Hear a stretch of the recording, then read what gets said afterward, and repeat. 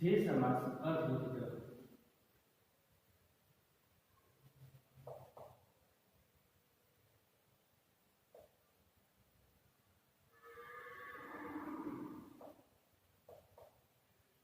One પર એટલે જોડવું એટલે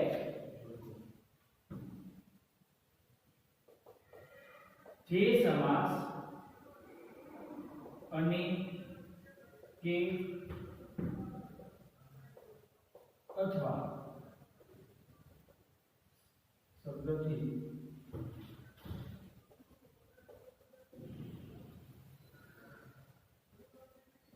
છૂટો પડે તેને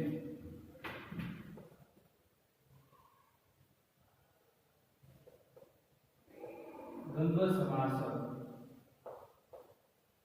કહે.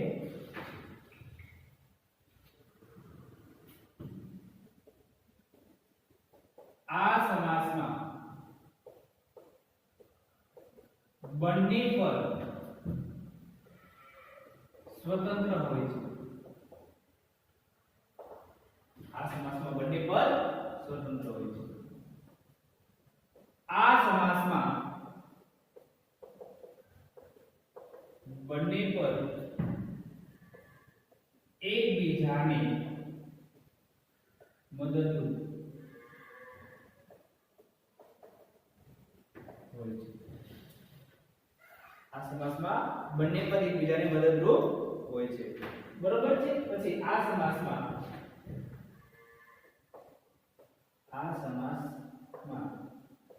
બંને પદ એક સમાન માનમોહો ધરાવે છે. કે છે આ સમાસની અંદર જે બંને શબ્દ છે એ એક સરખો માનમોહો ધરાવે છે. બરોબર છે. આગળ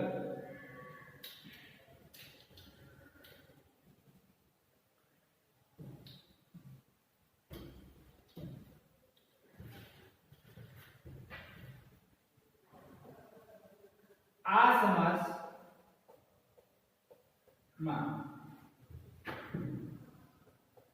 બે પ્રકાર પડે છે. પહેલો પ્રકાર છે ઇતરેતર દ્વંદ્વ સમાસ. એનું બીજું નામ છે સમુચ્ચય.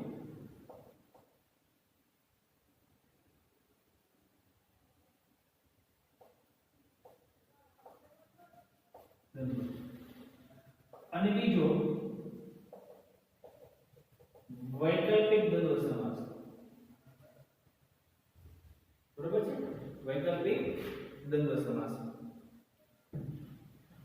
બે પ્રકાર છે. એમાં હવે આપણે એમાં ઇતરેતર દ્વંદ્વ સમાસ ભણવાનો છે. તો પહેલો પ્રકાર છે આપણો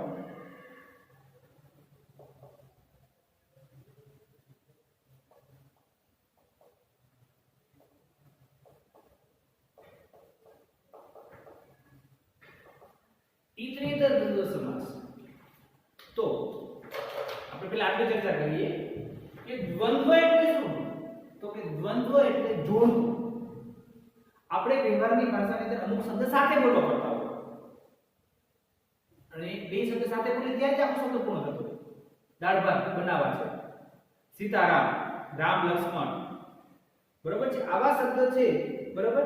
વ્યવહાર, વાર વ્યવહાર, વાર તહેવાર નથી કહેતા આપણે? વાર તહેવાર. પછી તોડફોડ કરી નાખવી, આડોશી પાડોશી. આવા શબ્દ છે કે જે આપણે સાથે બોલવા પડતા હોય ત્યારે તેને દ્વંદ્વ સમાસ. દ્વંદ્વનો અર્થ થાય છે જોડવું. હંમેશા જોડકામાં જ બોલવું પડતું. એને દ્વંદ્વ સમાસ કહેવામાં આવે છે. વ્યાખ્યા: જે સમાસ અને કે અથવા શબ્દથી છૂટો પડે તેને દ્વંદ્વ સમાસ કહેવામાં આવે છે. કયા સમાસનો વિગ્રહ થઈ શકે છે? તો દ્વંદ્વ સમાસનો વિગ્રહ થાય છે. આવો પ્રશ્ન પૂછી શકે. બરોબર છે. કોમ્પિટિટિવ એક્ઝામમાં પણ પૂછાયેલો પ્રશ્ન છે કે કયા બે સમાસના વિગ્રહ થઈ શકે છે? તો એક દ્વંદ્વ સમાસ, એમાં કે મૂકવો પડે છે, અને તત્પુરુષ સમાસમાં વિભક્તિના પ્રત્યય મૂકવા પડે છે. આ બંને સમાસનો વિગ્રહ થાય છે, બાકી એક સમાસનો વિગ્રહ થતો નથી. હવે આગળ આપણે જોઈએ તો દ્વંદ્વ સમાસની અંદર આ સમાસમાં બંને પદ સ્વતંત્ર હોય છે. રામ અને લક્ષ્મણ, સીતા અને રામ બંને સ્વતંત્ર છે. બંને એમ કે છે એકબીજાને મદદરૂપ છે. આ બંને ભેગા થાય ને ત્યારે જ એમ કે છે દ્વંદ્વ સમાસ બને. આગળ આ સમાસમાં બંને પદ સ્વતંત્ર માનનો ઉભો ધરાવે છે. એક પદ કાઢી નાખો તો તમારો દ્વંદ્વ સમાસ થતો નથી. સરખા માનનો ઉભો ધરાવે છે. દાળ અને ભાત, ભાઈ અને બહેન, માતા અને પિતા, ત્યારે એ સાથે જ હોય ત્યારે જ આપણે એને દ્વંદ્વ સમાસ કહેવામાં આવે. આ સમાસમાં બે પ્રકાર છે. ઇતરેતર દ્વંદ્વ સમાસ જેને સમુચ્ચય દ્વંદ્વ સમાસ પણ કહેવામાં આવે છે અને વૈકલ્પિક દ્વંદ્વ સમાસ એનો બીજો પ્રકાર. એમાં આપણે ઇતરેતર દ્વંદ્વ સમાસ ને આપણે જાણીએ અથવા ઓળખીએ. જે સમાસ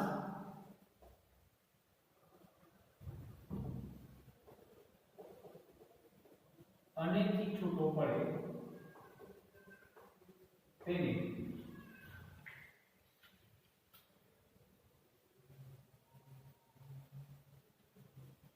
ઇતરેતર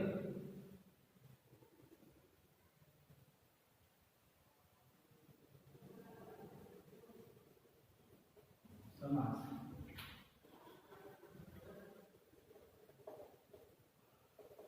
કહેવામાં આવે. જે સમાસ અને અથવા અને એક જ જો કે અને અથવા લખી પાછો પેલો જે સમાસ અનેથી છૂટો પડે તેને ઇતરેતર દ્વંદ્વ સમાસ કહેવામાં આવે છે. બરોબર છે.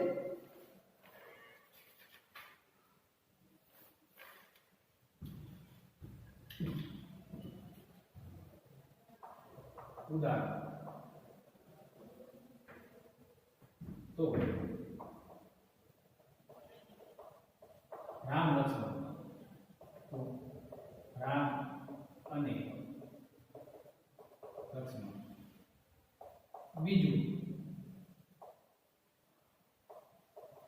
ભાઈ બહેન. ત્રીજું બરોબર છે સેવા પૂજા.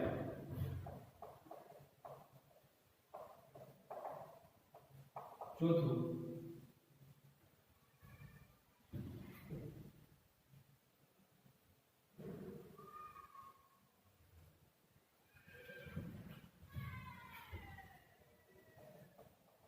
કૃષ્ણ બલરામ. પાંચમું માતા પિતા.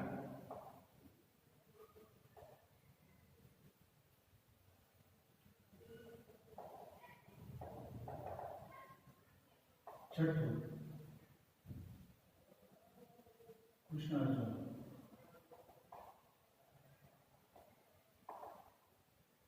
સાતમું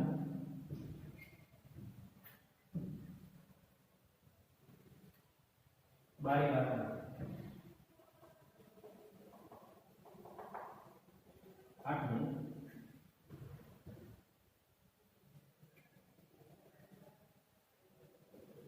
પતિ પત્ની. નવમું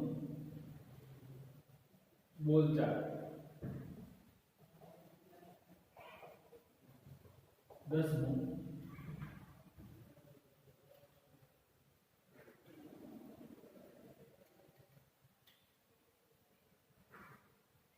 તોડફોડ, તો લાડકોડ.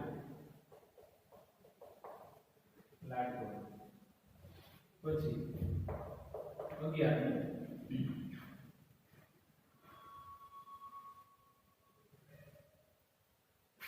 જંતર મંતર.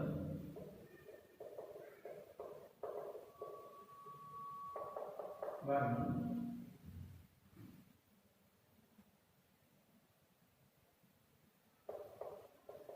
સીતારામ. 13 કૃષ્ણ સુદામા.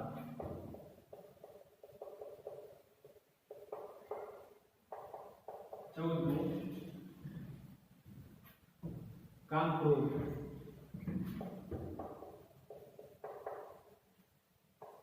અને 15 છેલ્લું ઉદાહરણ શિવ પાર્વતી. શિવ પાર્વતી. બરોબર છે. ઉદાહરણ છે ઇતરેતર દ્વંદ્વ સમાસ એટલે અનેથી છૂટો પડે બંને શબ્દો વચ્ચે અને મૂકવો પડતો હોય ત્યારે આપણે એને ઇતરેતર દ્વંદ્વ સમાસ કહેવામાં આવે છે રામ લક્ષ્મણ તો રામ અને લક્ષ્મણ ભાઈ બહેન ભાઈ આ બંને સાથે બોલો ભાઈ બહેન ભાઈ અને બહેન સેવા અને પૂજા કૃષ્ણ અને બલરામ માતા અને પિતા કૃષ્ણ અને અર્જુન બારી અને બારણા પતિ અને પત્ની બોલ અને ચાલ ગાઢ અને ગોળ જંતર અને મંતર સીતા અને રામ કૃષ્ણ અને સુદામા કામ અને ક્રોધ અને શિવ અને પાર્વતી આમાં અનેક મૂકવો પડે ત્યારે એને ઇતરેતર દ્વંદ્વ સમાસ કહેવામાં આવે છે ચલો વ્યવસ્થિત સ્ક્રીનશોટ પાડી અને ફેસબુક ની અંદર તમારે સમજે તો વ્યવસ્થિત સ્ક્રીનશોટ પાડો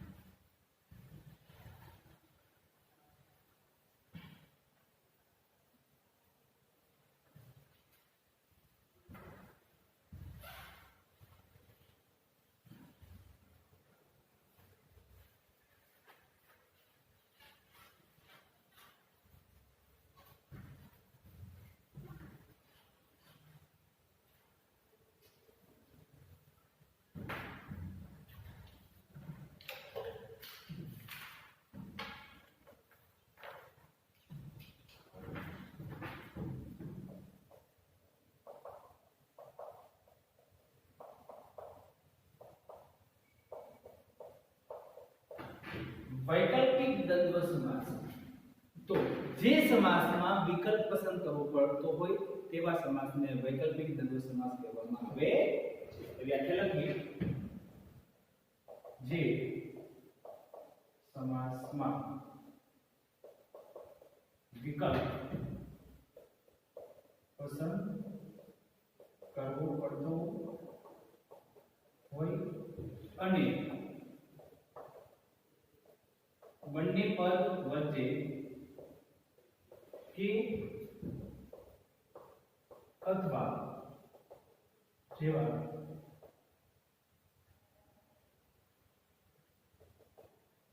શબ્દથી છૂટો પડે તેને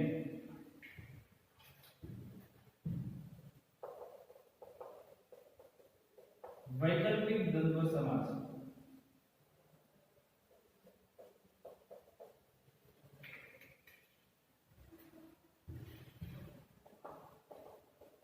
કહેવામાં આવે જે સમાસની અંદર એમ કે છે કે વિકલ્પ પસંદ કરવો પડતો હોય અને બંને પદ વચ્ચે કે અથવા મૂકવો પડે કે અથવા મૂકવો પડે બરોબર છે તેવા શબ્દોથી છૂટો પડતો હોય તેને વૈકલ્પિક દ્વંદ્વ સમાસ ઓલામાં અનેક છે બંનેના અલગ અલગ પ્રકાર છે કે અથવા તેથી બરોબર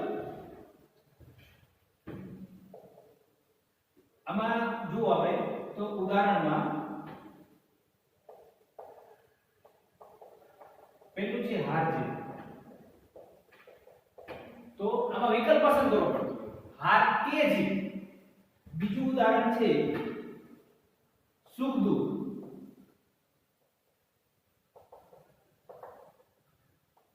ત્રીજું ઉદાહરણ છે આપણે 4 5 ચોથું ઉદાહરણ છે ચા કોફી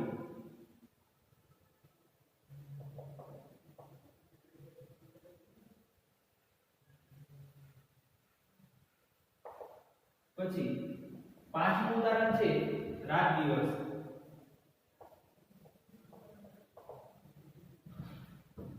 છઠ્ઠું ઉદાહરણ છે વધે ઘટે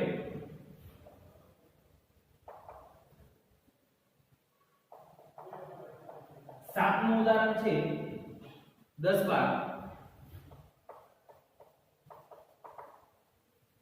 આઠમું ઉદાહરણ છે શાળા કોલેજ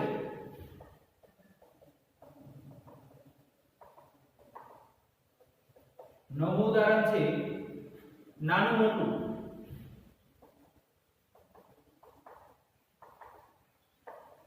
10મું ઉદાહરણ છે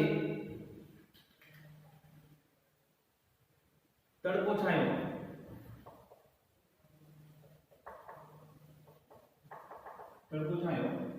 11મું ઉદાહરણ છે નવું જૂનું,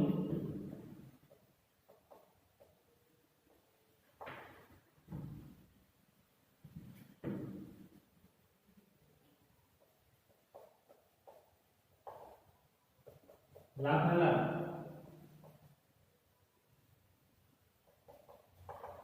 લાભા લાભ, પછી 13 પૂર્વ પશ્ચિમ,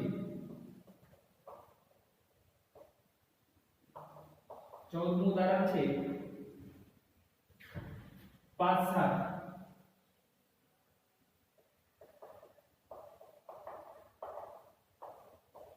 ઠંડુ ગરમ, બરોબર છે। હવે જો આ જે સમાસ છે નોકરી ધંધો શાકભાજી આવી શકે છે,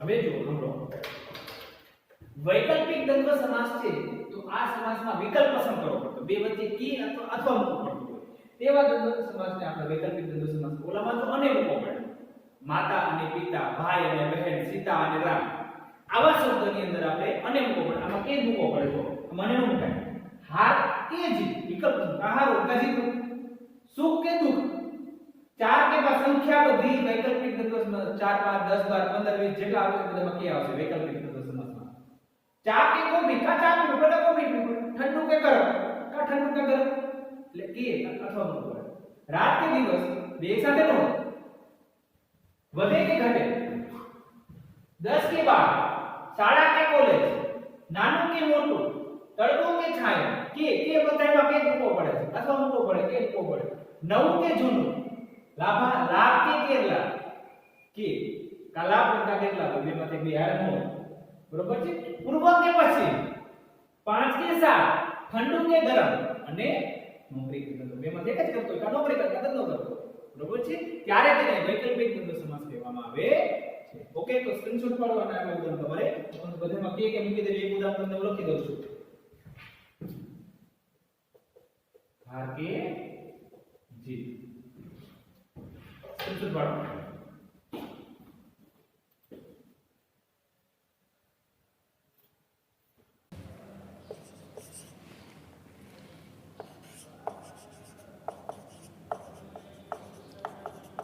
દ્વિગુ સમાસ,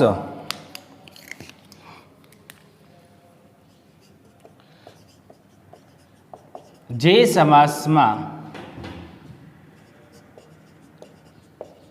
પ્રથમ પદ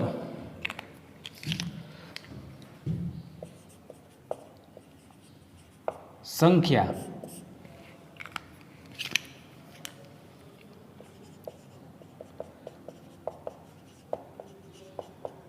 દર્શાવતું હોય તો તેને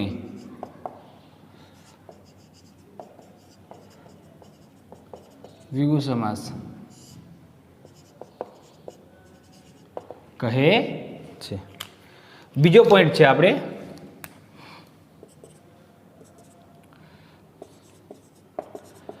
દરેક સંખ્યાવાળા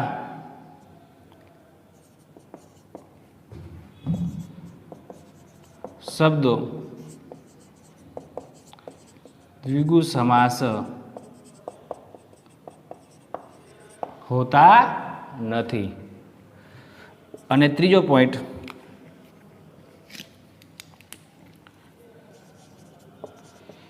એક કે બે વસ્તુનો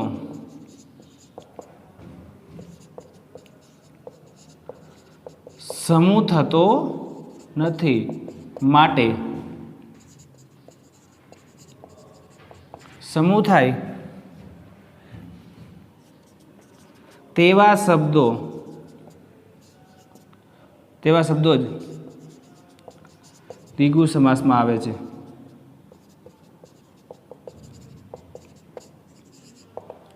બરોબર છે। આપણે ઉદાહરણ જોઈએ।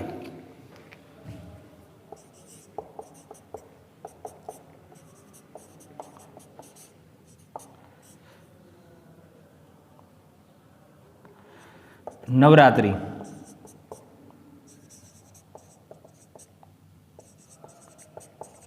અષ્ટાધ્યાય,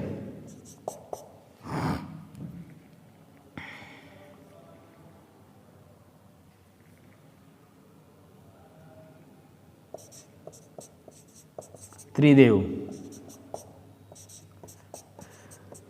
ત્રિનેત્ર, પાંચમું પંચતંત્ર,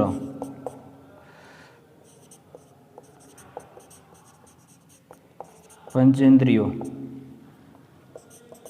સાતમું સપ્તર્ષિ,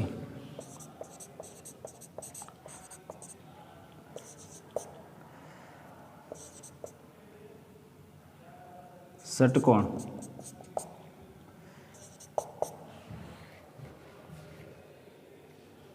પંચતત્વ,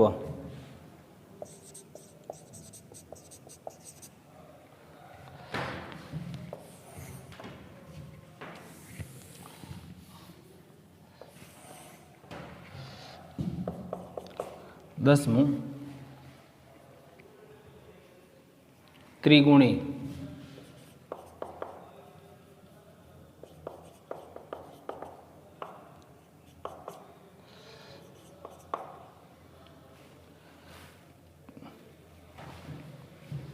ત્રિલોક,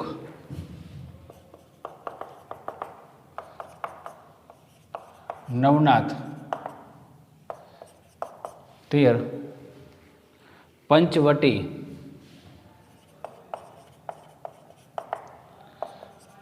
14 બારમાસ,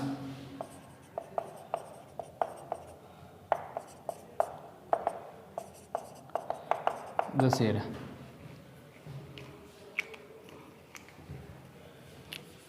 ચતુર્માસ. જો આપણે અહીંયા દ્વિગુ સમાસના ઉદાહરણ લખાવ્યા છે. પહેલા તો દ્વિગુ સમાસ વિશે આપણે ચર્ચા કરીએ. જે સમાસમાં પ્રથમ પદ સંખ્યા દર્શાવતું હોય તેને દ્વિગુ સમાસ કહેવામાં આવે છે. બરોબર છે. પહેલું પદ શું દર્શાવતું હોય? સંખ્યા. પછી બીજો પોઈન્ટ અગત્યનો છે, દરેક સંખ્યાવાળા શબ્દો દ્વિગુ સમાસ હોતા નથી. કારણ કે આપણે જોઈએ અમુક શબ્દોની અંદર વિશેષણ પણ હોય છે, સંખ્યાવાચક વિશેષણ. તો એમાં ધ્યાન રાખવાનું છે. બરોબર છે. ધારો કે એકલવ્ય, એકદન, દશાનન, આ બધા શબ્દો છે એમાં સંખ્યા આવે છે. નવવધુ, નવનિર્માણ, આ બધાની અંદર સંખ્યા આવે છે, છતાં એ દ્વિગુ સમાસ હોતા નથી, સંખ્યાવાચક વિશેષણ થાય છે. ઉદાહરણ તરીકે જો તો હું તમને વાત કરું કે નવનિર્માણ તો નવાના અર્થમાં છે, નવાના અર્થમાં છે. પછી નવવધુ તો નવાના અર્થમાં નવી જે પત્ની આવેલી છે ને નવવધુ કહેવામાં આવે છે. એટલે નવ છે એ સંખ્યા દર્શાવતી હોય તો જ. નવનિર્માણ એટલે નવું નિર્માણ કરવું. નવવધુ નવી પત્ની એવું કહે છે કે જે ઘરમાં આવેલી હોય પત્ની એને નવવધુ કહેવામાં આવે છે, નવી પરણેલી આવેલી હોય એવી સ્ત્રીઓને. બરોબર છે. આવા શબ્દો છે કે અપવાદરૂપ શબ્દ છે, નવયુગ, નવચેતન, આવા બધા શબ્દો છે તો એને અપવાદરૂપ શબ્દમાં આવે છે કે આ શબ્દો છે દ્વિગુ સમાસ થતા નથી. ખાસ યાદ રાખવાનું. પછી કહે છે કે એક કે બે વસ્તુનો સમૂહ થતો નથી. એક કે બે વસ્તુનો સમૂહ થતો નથી. માટે જે સમૂહ થતો હોય એવાને જ, એક વસ્તુનો સમૂહ ન થાય. બરોબર છે. એટલે જેનો સમૂહ થતો હોય, બે વસ્તુનો ન થાય પણ ત્રણ વસ્તુ બહુવચનમાં હોય તો જ આપણે ત્યાં સમૂહ થાય છે. એટલે એને દ્વિગુ સમાસ કહેવામાં આવે છે. નવરાત્રિ તો નવરાત્રિનો સમૂહ આપણે અહીંયા ઓલું કરીએ,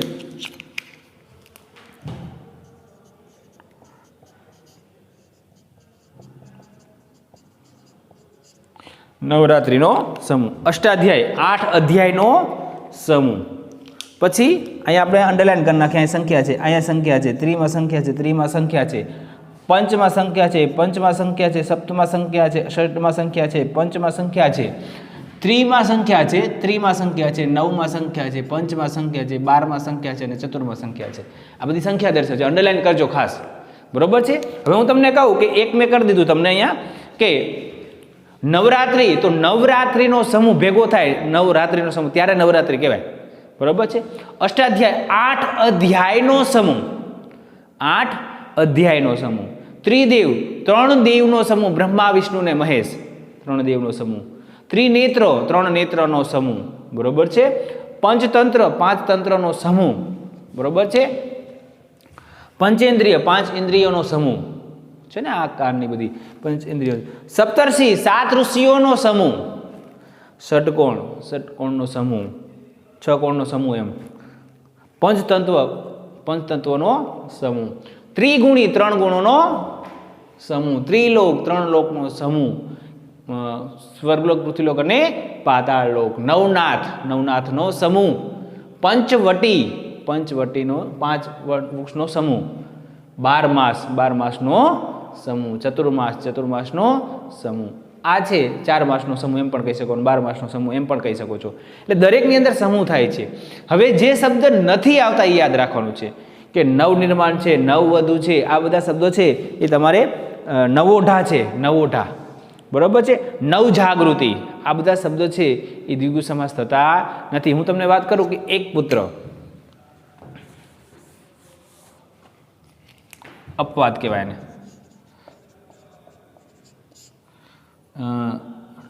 નવનિર્માણ, પછી નવવધુ,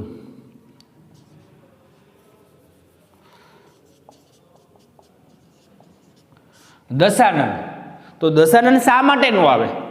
10 સંખ્યા છે છતાં નથી. 10 આનન એટલે કે સંખ્યાવાચક, પેલું સંખ્યા છે, બીજું નામપદ છે. 10 આનન એટલે મુખ, જેનું 10 મુખ છે તે. તો રાવણ માટે વપરાયેલો છે. એક દંત, એક પુત્ર, એકલવ્ય, આ બધા શબ્દ છે એ કોઈના માટે વપરાયેલા હોય ત્યારે એ બહુવ્રીહ સમાસમાં આવે છે. ઘણી વખત કર્મધારય સમાસની અંદર એમ કે છે પેલું પદ વિશેષણ હોય, બીજું પદ નામપદ હોય તો એને કર્મધારય સમાસ કહેવાય છે. એટલે એ પણ એના કારણે આમાં શબ્દ છે અપવાદ રૂપ આવે છે. એમાં સંખ્યા હોવા છતાં દ્વિગુ સમાસ થતા નથી, યાદ રાખવાનું છે. ઓકે, તો દશાનન છે કોના માટે? તો કે રાવણ માટે વપરાયેલો છે, એટલા માટે એ દ્વિગુ સમાસ થતો નથી. 10 આનન એટલે જેનું 10 મુખ છે તેવો. તો રાવણ. નવું નિર્માણ કરવું, એટલે નવા છે એ નવ છે નવાના અર્થમાં કહે છે. નવનિર્માણ એટલે નવાના અર્થમાં છે, એટલે કર્મધારય સમાસ થાય. કારણ કે પેલું પદ છે એ સંખ્યા છે, પણ અહીંયા નવાના અર્થમાં હોય એટલે પેલું પદ વિશેષણ હોય અને બીજું પદ નામપદ હોય એને કર્મધારય સમાસ કહેવાય છે. નવવધુ, નવોઢા, નવયુગ, નવરંગ, આ બધા શબ્દો છે કે નવજીવન, તો નવું જીવન કરવું, નવજીવન એટલે નવું જીવન છે. આ બધા શબ્દો છે એ દ્વિગુ સમાસ થતા નથી, યાદ રાખવાનું છે. ક્લિયર? એક દંત, તો જેનો એક દાંત છે, યસ્ય દંત એક અસ્તિ, એટલે કે જેનો દાંત એક છે તે. તો ગણપતિ માટે વપરાયેલો શબ્દ છે. એટલે ગણપતિ માટે હોય એટલે કોઈના માટે વપરાયેલો હોય અથવા સંખ્યાવાચક વિશેષણ હોય તો એને આપણે શું કહેવામાં આવે છે? કર્મધારય સમાસ કહેવામાં આવે છે. અને આમાં જો સમૂહ બધાયમાં થતો હોય છે. ક્લિયર? સમજાઈ ગયો બધાયને?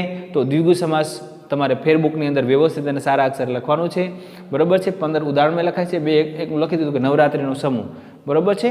બાકી તમારે જાતે, આમ તો એકમાં લખો તો ચાલશે, બાકીનો સમૂહ પૂછાતો નથી, પણ આપણને ખબર હોવી જોઈએ કે આવો સમૂહ થાય તો જ આપણે દ્વિગુ સમાસ બને છે.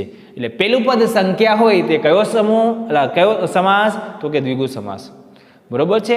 દ્વંદ્વ સમાસના 2 આપણે કયું જોયું હતું? અને કે, અને બીજો પ્રકાર આપણે જોયો દ્વિગુ સમાસ. ક્લિયર થઈ ગયું છે? તો ઓકે, તો સ્ક્રીનશોટ પાડો અને ફેરબુકની અંદર તમારે આની નોંધ કરવાની છે.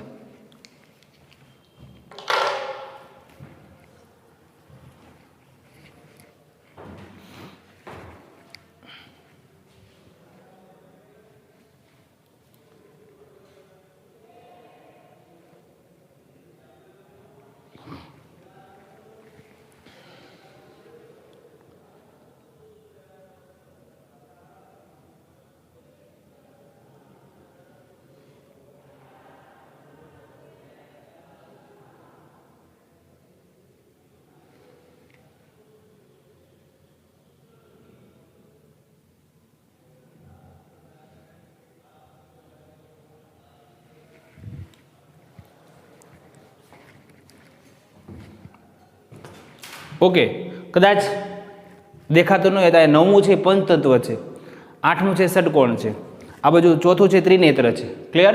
તો તમે વ્યવસ્થિત હવે સ્ક્રીનશોટ પાડી દેજો.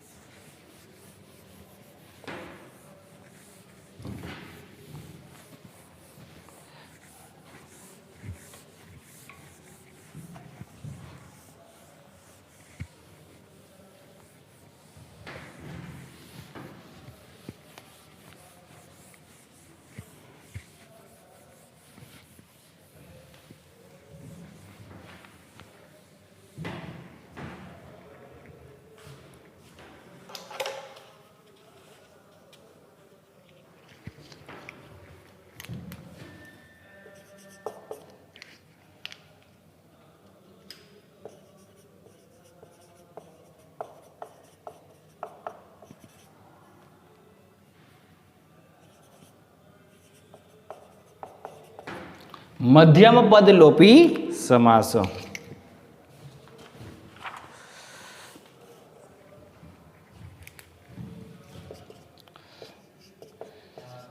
જે સમાસમાં પ્રથમ પદ અને બીજા પદ વચ્ચે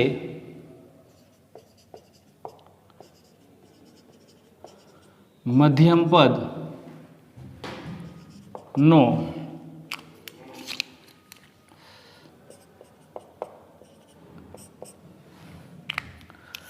લોપ થાય તો તેને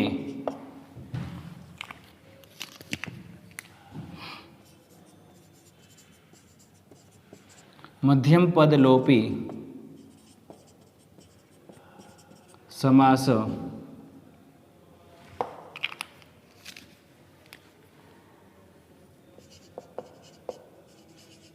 કહે છે.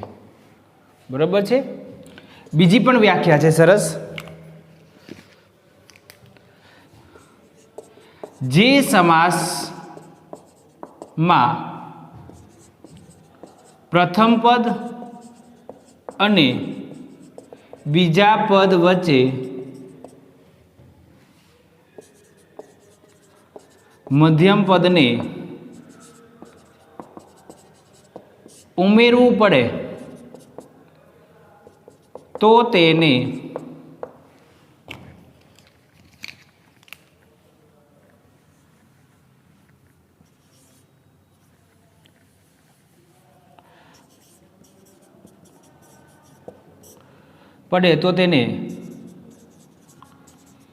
મધ્યમ પદ લોપી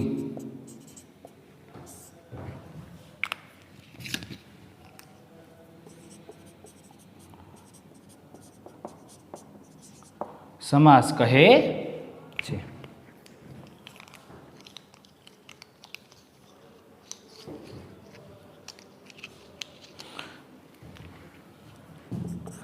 આ સમાસમાં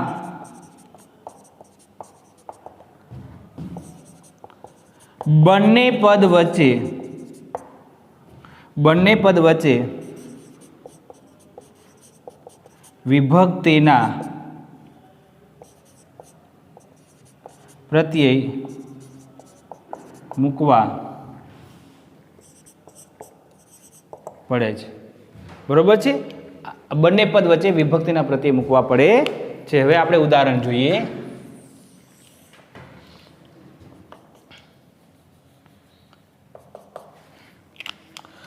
પેલું ઉદાહરણ છે ઘોડાગાડી.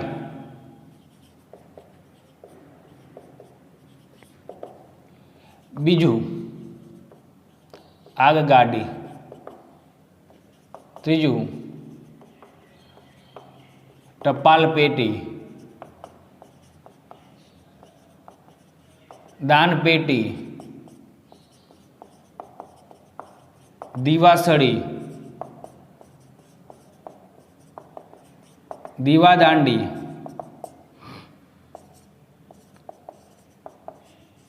દવાખાનું,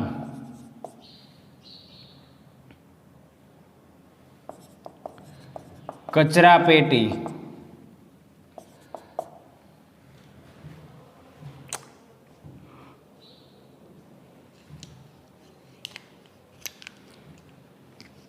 શિલાલેખ,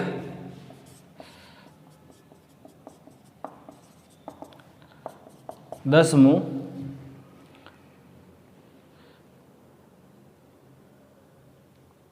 જીવનશૈલી,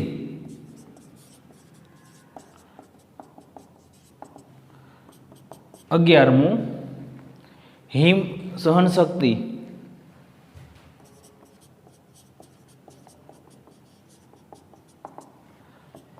12મું હિમડુંગર,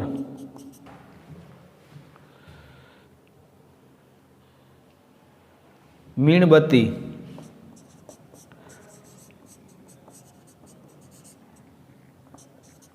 14મું આરામ ખુરશી,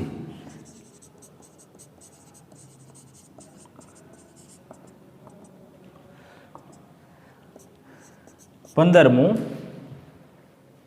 કલ્પસૂત્ર અથવા જકાત નાકું.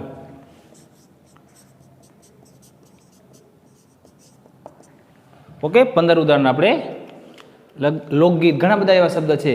હવે અહીંયા આપણે જોઈએ દરેકનું ધ્યાન. અહીંયા બીજો સમાસ મતલબ એની પછીનો સમાસ દ્વિગુ સમાસ આપણે જોયું કે પહેલું પદ સંખ્યા દર્શાવતું હોય તેને આપણે દ્વિગુ સમાસ કહેવામાં આવે છે. પછી મધ્યમ પદ લોપી સમાસ, બરોબર છે. તો જે સમાસમાં પ્રથમ પદ અને બીજા પદ વચ્ચે કેટલા સમાસમાં પદ હોય છે?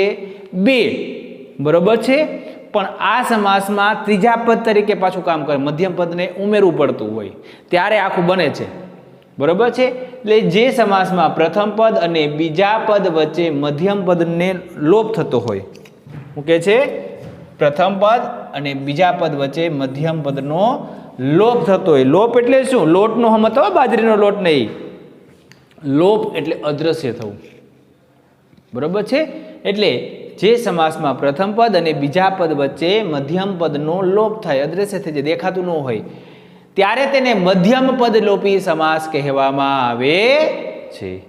બીજી વ્યાખ્યા છે, જે સમાસમાં પ્રથમ પદ અને બીજા પદ વચ્ચે મધ્યમ પદને ઉમેરવું પડતું હોય, ઓલામાં અદ્રશ્ય થઈ ગયું અથવા ઉમેરવું પડતું હોય, મૂકવું પડતું હોય, ત્યારે તેને મધ્યમ પદ લોપી. બેની વ્યાખ્યા સરખી જ લાગે આપણને. ઓલામાં ઉમેરવું પડતું એ બને છે, અને ઓલામાં કદાચ લોપ થઈ ગયો એટલે અદ્રશ્ય થઈ ગયું, દેખાતું ન હોય આપણને. એ આપણે ઉદાહરણ જોઈએ એટલે તમને ખ્યાલ આવશે. ત્યારે એને મધ્યમ પદ લોપી સમાસ કહેવામાં આવે છે. આ સમાસમાં બંને પદ વચ્ચે વિભક્તિના પ્રત્યય મૂકવા પડે છે. એટલે વિભક્તિ છે આપણે કરાવી દીધેલી છે, બરોબર છે. ને, માટે, પછી માથી, નોનીનું ના, માં, આ બધા પ્રત્યયો છે. વડે, થી, આ બધા છે વિભક્તિના પ્રત્યયો છે. ત્યારે વિભક્તિના પ્રત્યયો જો તમારે મૂકવા પડતા હોય બંને વચ્ચે, આમાં બે પદ વચ્ચે ત્રીજા પદનો લોપ થઈ ગયો હોય અથવા તો અદ્રશ્ય થઈ ગયું હોય અથવા ઉમેરવું પડતું હોય તેવા સમાસને મધ્યમ પદ લોપી સમાસ કહેવામાં આવે છે. હવે ઘોડાગાડી. તો ઘોડાગાડી એટલે કે ઘોડા વડે ચાલતી ગાડી.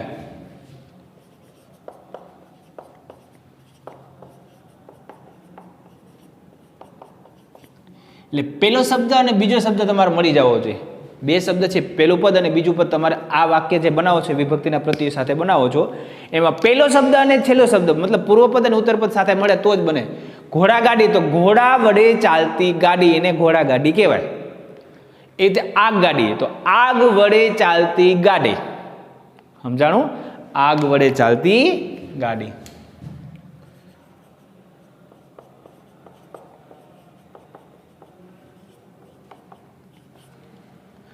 ટપાલ પેટી, તો ટપાલ નાખવા માટેની પેટી. ટપાલ નાખવા માટેની એટલે માટે શબ્દ આવ્યો એટલે ચોથી વિભક્તિ.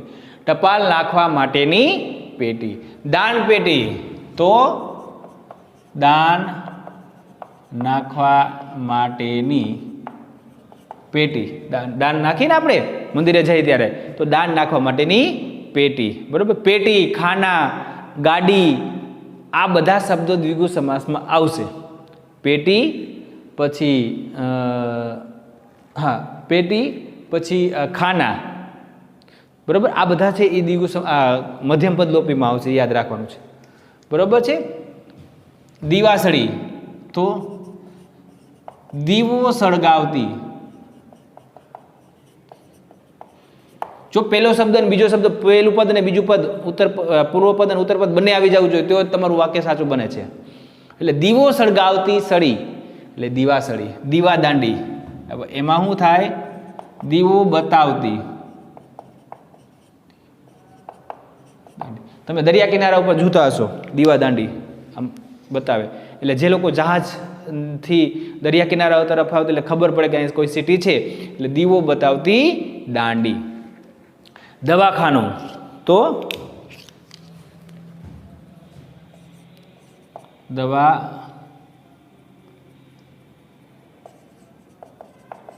આપતું.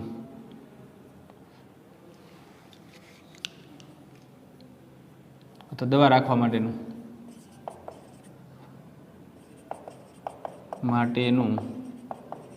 ખાનું. દવા રાખવા માટેનું દવાખાનું અથવા દવા આપતું ખાનું એમ પણ કહી શકો છો. દવા આપતું ખાનું અથવા દવા રાખવા માટેનું ખાનું. કચરા પેટી, તો કચરો નાખવા માટેની પેટી. મેં કીધું ને પેટી, ગાડી, આ બધા શબ્દો મધ્યમ પદલોપીમાં જવા, પાછળ યાદ રાખવાનું છે. શિલાલેખ, શિલા એટલે પથ્થર, શિલા પર લખવામાં આવતો લેખ. બરોબર, શિલા પર લખવામાં આવતો લેખ અથવા શિલા પર લખેલો લેખ. જીવનશૈલી, જીવન જીવવા માટેની શૈલી, જીવન જીવવા માટેની શૈલી. સહનશક્તિ, સહન કરવા માટેની શક્તિ, સહન કરવા માટેની શક્તિ. હિમડુંગર, હિમ એટલે બરફ, હિમ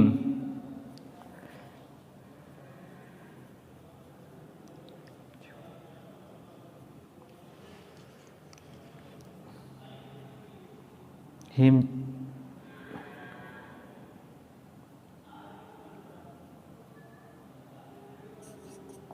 જેવો ડુંગર. બરાબર, હિમ જેવો ડુંગર, હિમડુંગર કહેવાય. અથવા હિમ જેવો ડુંગર આપણે કહી શકો કે હિમ, હિમ એટલે પહાડ, પહાડ બરફ જેવો એમ કે છે ડુંગર. પછી મીણબત્તી, મીણ બતાવતી,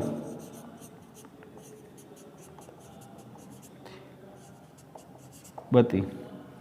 આરામ ખુરશી, તો આરામ કરવા માટેની ખુરશી. જકાત નાકું, જકાત ભરવા માટેનું નાકું. બરાબર છે. તો આવી રીતે આપણે એને મધ્યમ પદને ઉમેરવું પડતું હોય. બરાબર છે. તો એને મધ્યમ પદલોપી સમાસ કહેવામાં આવે છે. સહનશક્તિ, સહન કરવા માટેની. હિમડુંગર એટલે હિમ જેવો ડુંગર, હિમ એટલે પહાડ, બરફ, બરફ જેવો એમ કે છે ડુંગર હોય છે એને.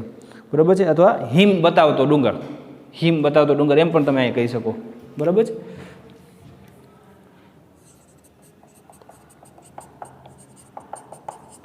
હિમ બતાવતો હોય, તમે દૂરથી જુઓ તો હો હિમ ડુંગર છે, એટલે હિમ, હિમ એટલે બરફ, બરફ બતાવતો હોય એવો ડુંગર છે.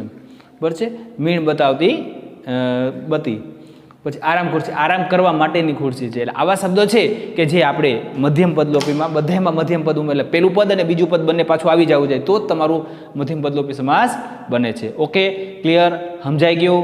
તો આજે આપણે મીણબત્તી મધ્યમ પદલોપી સમાસ ઉપમાન સાથે કરી દેવામાં આવે ત્યારે તેને ઉપમા અલંકાર કહેવામાં આવે છે. ઉપમાવાચક શબ્દ, તો ઉપમાવાચક શબ્દ આપણે લખાવ્યા હતા, તેના જેવો, જેવી, જેવું, આ બધા શબ્દો છે એવું આવશે. પછી સમૂહ, સરખું, સરીખું, પછી બરાબર, સી, સો, આ બધા શબ્દો છે એ બધા ઉપમાવાચક શબ્દો છે. આ વાક્યની રીતે યાદ રાખવાનું છે કે સમૂહ, સરખું, સરીખું આ બધા શબ્દો આવતો હોય, જેવડો, પેઠે, સમણા આ બધા શબ્દો આવતો હોય, જેવડું, જેમ, આની જેમ, આ આની જેમ દોડે છે, આ આની જેવું છે, આ આની જેવું છે, જેમ. બરાબર છે. તો કેરી, આ આના કેરી, બરાબર, આના કેરી એટલે કેરી શબ્દ છે, કેસ, તણું, તણા આ બધા શબ્દ છે એ ઉપમાવાચક શબ્દ છે. તો એની અંદર આવે કે આપણે આખું હોય છે ઉપમા અલંકાર મૂકી દેવાનું. બરાબર છે. હવે આજે આપણે જે શીખ્યું ઉપમા અલંકાર સમજાઈ ગયો. આપણે 5 ઉદાહરણ લખાવ્યા હતા અને બીજા ઉદાહરણ આપણે આજે લખાવીએ છીએ. થોડા ઉદાહરણ લખાવી દીધો આપણે. બરાબર.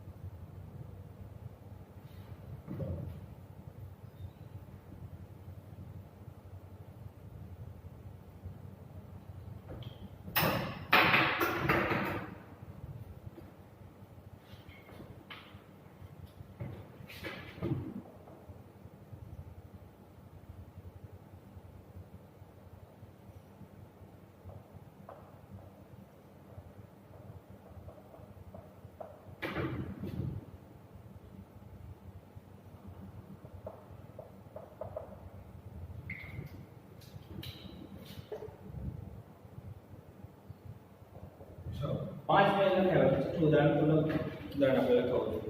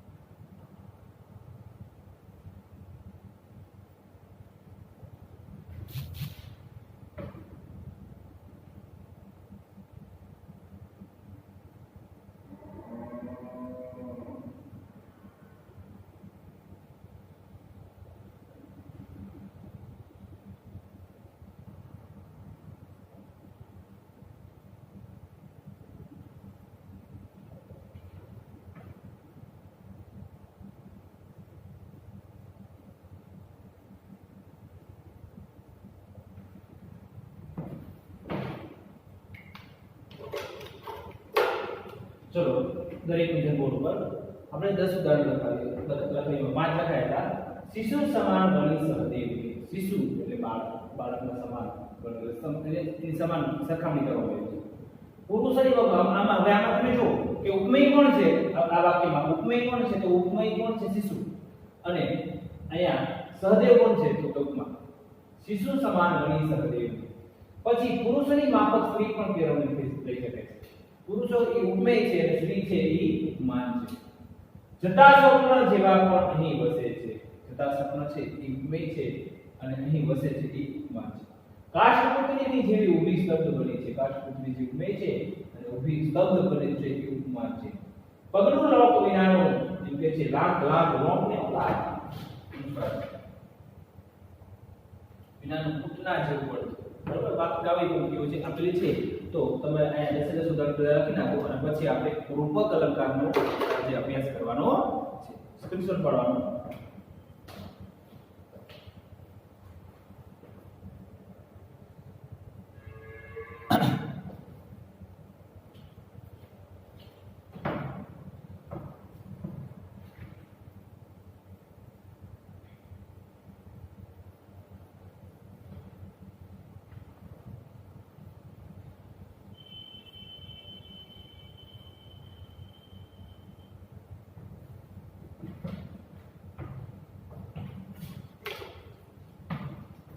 એના પછીનો પ્રકાર આપણો બીજો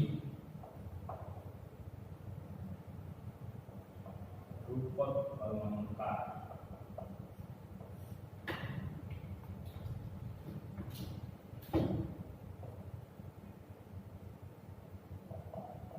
જ્યારે વાક્યમાં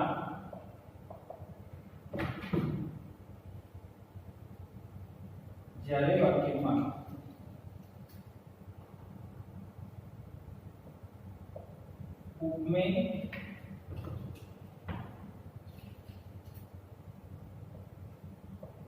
અને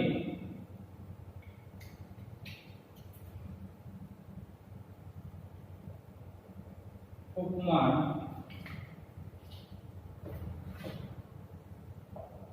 બંને એકરૂપ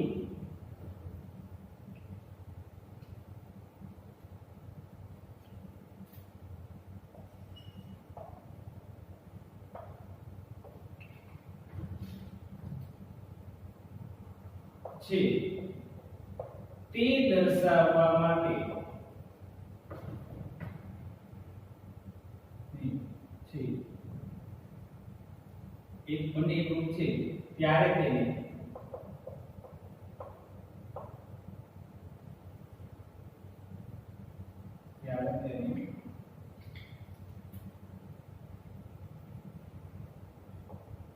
રૂપક અલંકાર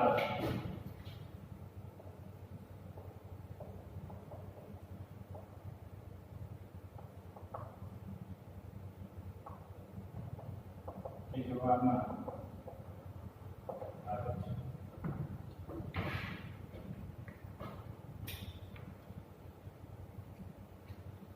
એટલે કે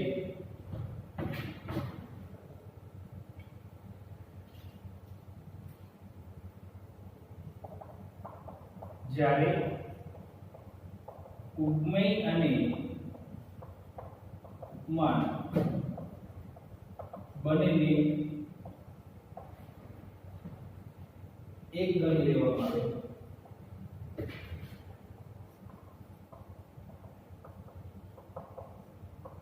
આવે ત્યારે તેને રૂપક અલંકાર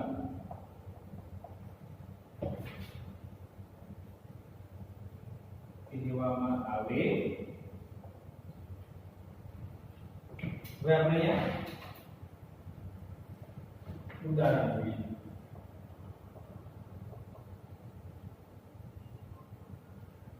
દમયંતીનું મુખ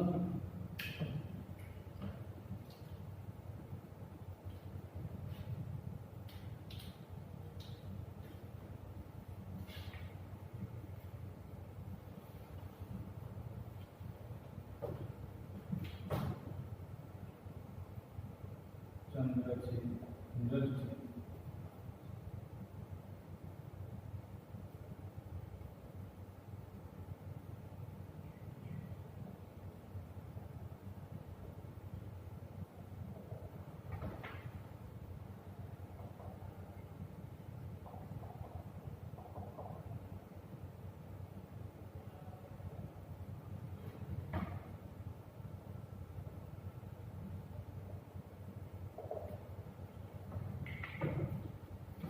ચલો બે ઉદાહરણ તો પછી ઘણા બધા બીજા ઘણા છે ઉદાહરણ. બીજું ઉદાહરણ આપણે અહીંયા લખી બપોર એક મોટું શિકારી છે.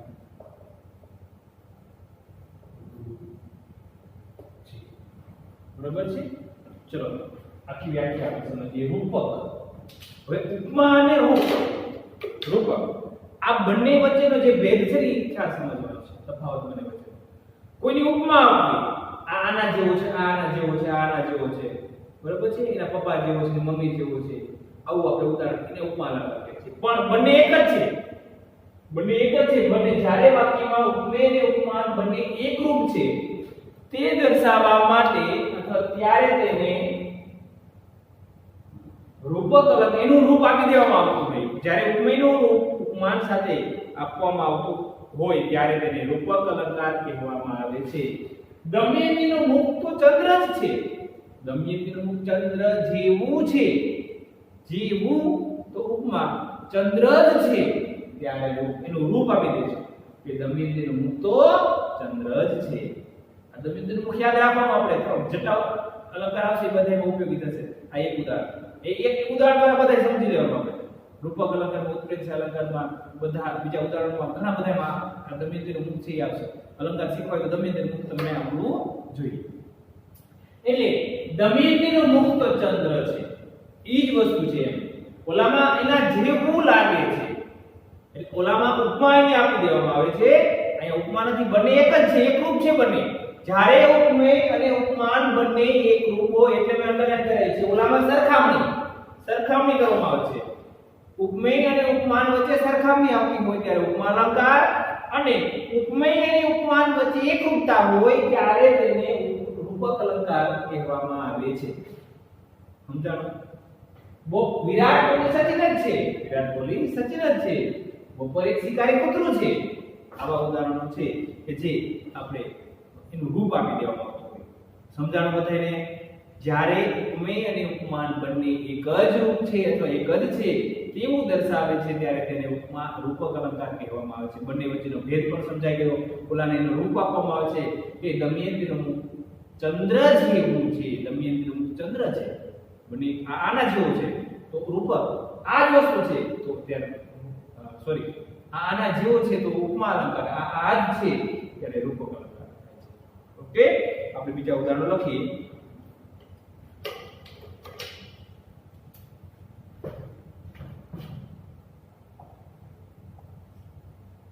જીવન ગાડી,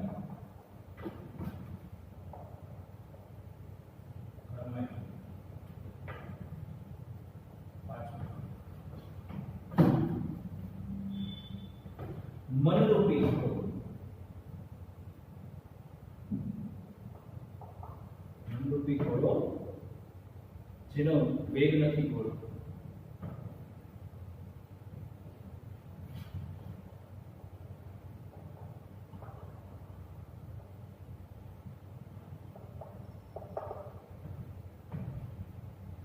પછી ચર્ચાએ લોકશાહીનો પ્રાણ છે.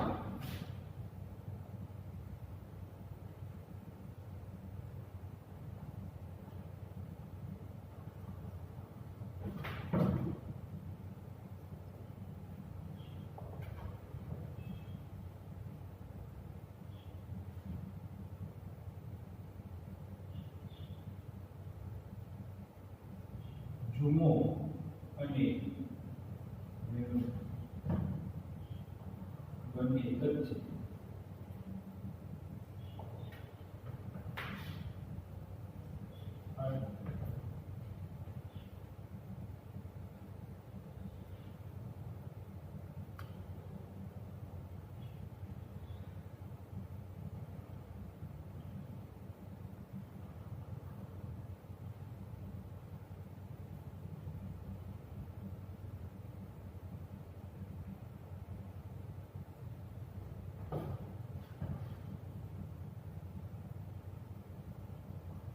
જુમાએ ફરીથી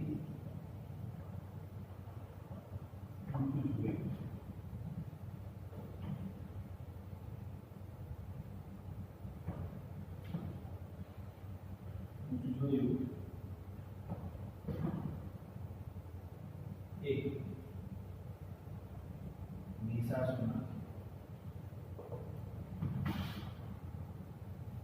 9 ખુલ્લામાં દેવની અથડીઓ રે રે, ખુલ્લામાં દેવની અથડીઓ રે રે.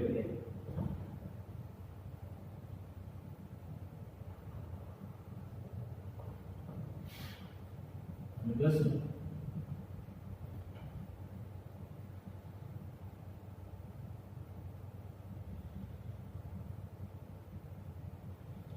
અમેરે સૂકો રોનું ગુણ કર્યું.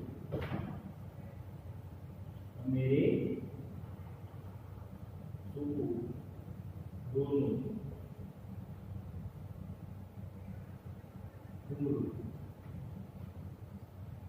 ગમે તે અંતર રચીલા ગમે અંતર રાસ રચીલા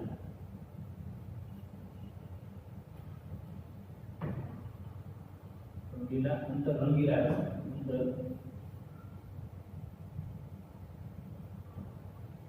રંગીલા રસદાર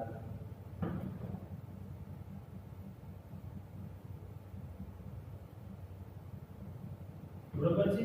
ચલો 10 ઉદાહરણ તમારે ફેરબુક ની અંદર લખવાના છે, લખી નાખો. આનો અહીંયા પેલા આપણે તમને સમજાવ્યું.